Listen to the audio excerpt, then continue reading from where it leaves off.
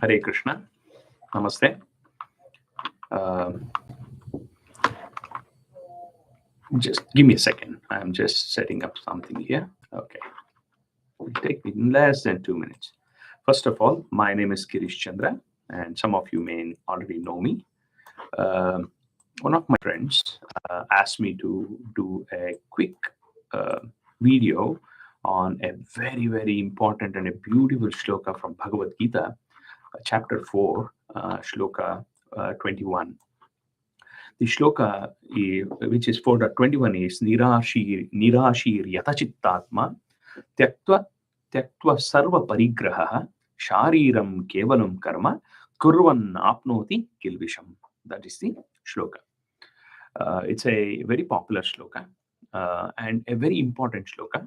But unfortunately, this shloka cannot be understood independently. In the sense, you can make sense of it independently, but if you keep the context of the other shlokas in mind, then this shloka makes more sense. So that's the reason. So if I were to just translate this shloka, which is nirāśhīr yata-chittātmā tyakta-sarva-parigrahaḥ śhārīraṁ kevalaṁ karma kurvan nāpnoti kilbiṣham. So this is about how to escape from kilbiṣham, or the papa, or impurities, or sin. In English, they directly translate it as sin, but the bad karma, or the dust, or the in Kannada it's called galiju. So how do you escape from that negative effect? Is nirāśhīr, perform without any specific desires. Yata-chittātmā. Yata-chittātmā. Yata means, we all know, the effort or the endeavor. But yata means who has endeavored, who has reached that, of what? Yata-chittātmā. He has reached that perfection towards chitta and atma. He has kind of made his soul and his mind kind of pure. Tyakta-sarva-parigrahaḥ. One who is situated in the state of mind and the soul, for him, there is no idea of mine, I, mine. Parigraha means grasping. So holding on to things is parigraha. That is mine, this is mine, that is mine, this is mine. And covering all of that and holding like this is parigraha. The yata-chittātmā, one who has gone to the level of a higher intellect, for him, there is a subhashita. That is the initial part of udara-chittānam tu vasudhaiva kutumbakam. The first statement I'm forgetting it in Sanskrit, but in English it says, this is mine, and a poor intellect fellow, one with poor intellect, will say, this is mine and this is I. He's self-centered, but udara-chittānam, one who has attained that higher intellect, vasudhaiva kutumbakam. For him, everyone is the same. The whole world is his family. That's the popular statement there. So similarly here, yata-chittātmā means one who has attained that state where mine, me and mine, he has moved beyond that. So yatata, nirāśhīr, one who has given up those desires of accumulation. Yata-chittātmā, because he is operating at a higher intellect and he is operating at his soul level. Tyakta-sarva-parigrahaḥ, the accumulation of everything. He is holding on to things, mine. He is letting go of that. Śhārīraṁ kevalaṁ karma kurvan nāpnoti kilbiṣham. Nāpnoti kilbiṣham. Śhārīraṁ kevalaṁ karma kurvan. This body is there only to perform karma. As long as this body is there, karma has to happen, either from my wishes or in voluntary or involuntary. It has to continuously happen. So the conscious effort is where we should endeavor for. So one who is not desirous, for him there is no karma actually. He will do for the sake of doing it. One who has attained the yata-chittātmā, for him there is no karma. Tyakta-sarva-parigrahaḥ, one who is no more looking to accumulate. Where is karma for him? Therefore, that person still uses this body to perform karma. Śhārīraṁ kevalaṁ karma kurvan. He uses this body because as long as you have this body, you have to perform karma.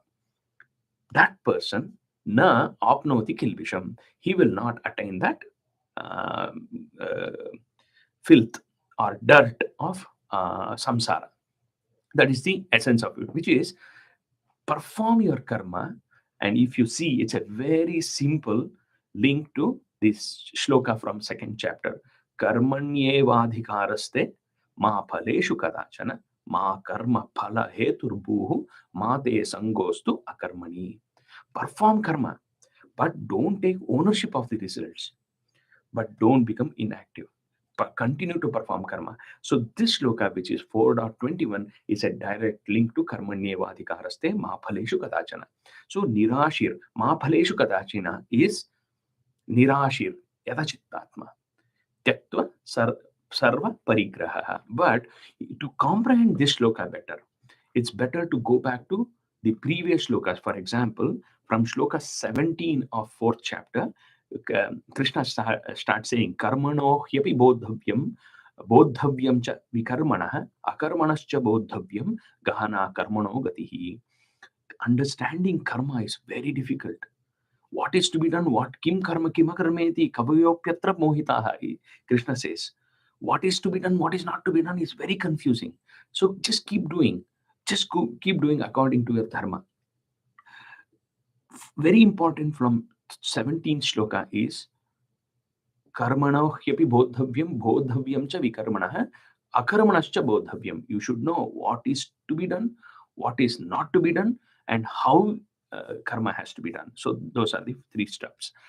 In 18th he says karmani akarmayah pashyet akarmani cha karmayah sa buddhiman manushyeshu sa yuktah kritsna karma krita.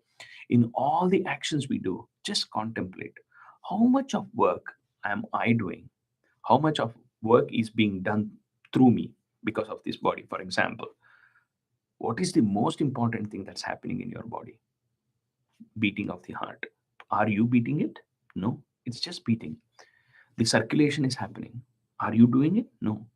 The mind is working. Are you doing it? No, it is operating. The respiration is happening. Are you consciously doing it? No.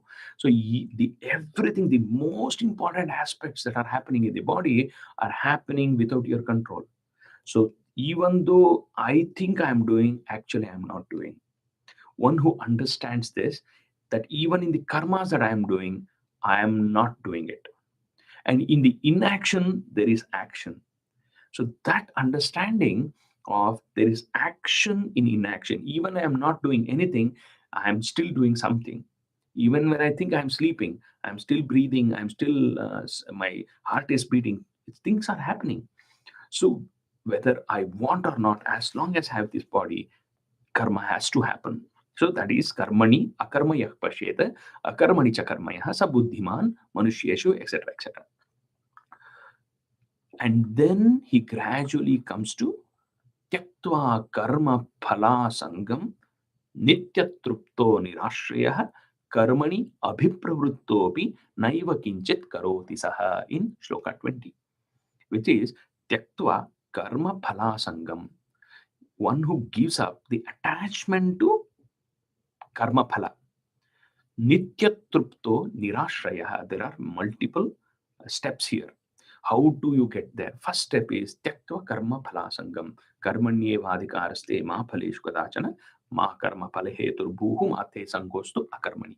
That is a direct link to this one, which is tyaktva karma phala sangam. Let go of the attachment to results. Nityatruptaha. Always be satisfied with what you have. Nirāśhriyah. As much as possible, become independent. Ashraya means I am dependent. My happiness is dependent on something. So one who becomes nirāśhriyah, such person, even though karmani abhipravrittopi, even though engaged in karma, naiva kinchit karoti saha. He knows that he is not doing anything. His 3 modes of sattva, rajas, tamas, this is what is enacting on him, and he is doing because of those prakriti. So he realizes that. So when he realizes that, where is the room for ashi, which is desires?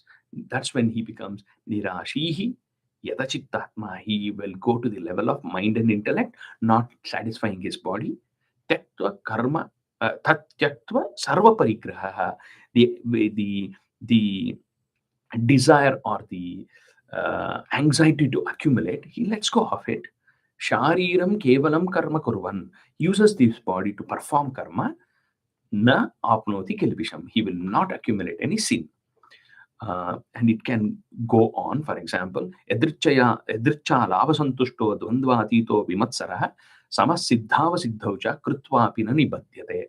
That's a slightly difficult state to go to, which is the first stage of this is easy to achieve probably, which is edrichya lāvasantushto. Whatever I get, I'm happy with that. Edrichya. It comes by accident. For example, I never thought I will come to Canada. I came to Canada. I broke my leg. I didn't expect to break my leg. I accepted it. I had to go back to India. I accepted it. In India, I was jobless for 2 years. I accepted it. I lost all my money. I accepted it. I had to come back to Canada. I accepted it. In Canada, I'm doing much better. I accept it. In the future, something else could happen. At every stage, whatever comes in front of you, just accept at that stage that is important for you. So, yadrichya labha santushto. Whatever comes by itself, be happy with that labha. Dvandvatito vimatsarah. That we will go at a later stage. Becoming dvandvatita and vimatsara is very difficult. So gradually we can go samasiddhava siddhaucha. So one who is the same, whether accomplished or not accomplished, krutvanina nibadyate. Even when he performs, he is not attached. So the whole idea here is the attachment to samsara.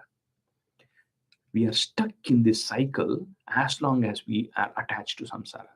Only way to detach from samsara is to performing karma for Krishna. The moment we perform karma for Krishna, then we have become nirāśhīr yata-chittātmā tyakta-sarva-parigrahaḥ, because everything belongs to Krishna. That is why in Isha Upanishad, Krishna's it is said, Isha vasyamidagam sarvam yatkincha jagatyam jagat tena tyaktena bhunjitaha magratah kasya svidhanam. Everything is ordained to us.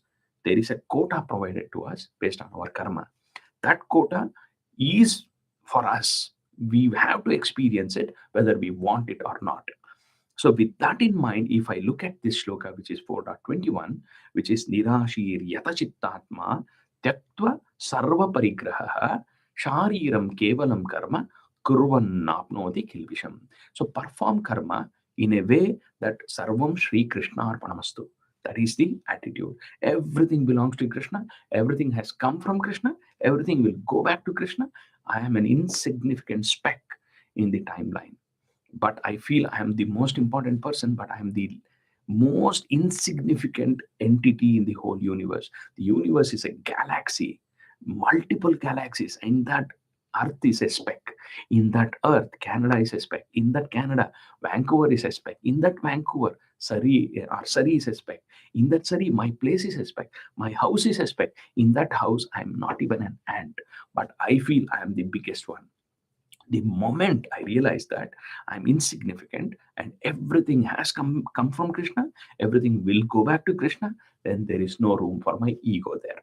So that is the essence of this shloka. So let us read this shloka again, which is nirāśhīr yata-chittātmā tyakta-sarva-parigrahaḥ śhārīraṁ kevalaṁ karma kurvan nāpnoti kilbiṣham. Use this sharira as a way to perform your responsibilities, to reduce the karma or the attachment, and gradually perform in a way that other shlokas that we're mentioning about, how do we detach ourselves from this karma by the attachment to result. So those were the essence or the foundations of this shloka. I don't know whether I have been able to do justice to this, but this is a beautiful shloka. That is, this is called punarcharvita charvanam, which is we have to, like a cow, we need to keep it in the mouth, keep chewing it, take a juice, leave it inside, bring it back, chew it again, take it inside, bring it back, chew it again. So we have to chew it again and again and take the juice multiple times. And then this shloka, or any of the Bhagavad Gita shlokas, will start making sense. Okay, with that, I will stop here. Hare Krishna, Krishna Krishna, Hare Hare, Hare Ram, Ram Ram, Hare Hare. Sarvam Shri Krishna Arpanamastu. Hare Krishna. Thank you, Sri Hari, for asking this question.